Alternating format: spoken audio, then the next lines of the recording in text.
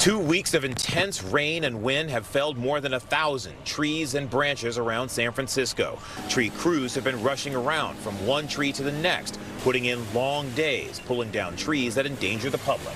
They've been probably the worst storm I've ever seen in tree work, with so many trees going down and limb failures, tree failures, and things like that. Years of drought have already weakened trees, and the rainy, windy storms that have rolled through the Bay Area since the new year have brought them down.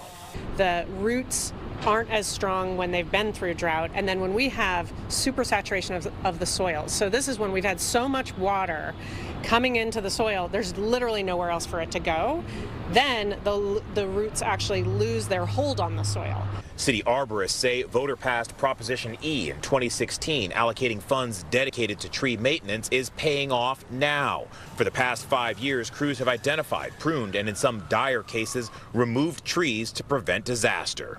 We lost even more trees and limbs in the past with important but smaller storms. And I think one of the things we're seeing, while we do have lots of trees down everywhere, I think it could have been a lot worse. Now, crews are preparing for the next round of storms bearing down on the city, and the likelihood that the days ahead will look just as busy as the days behind.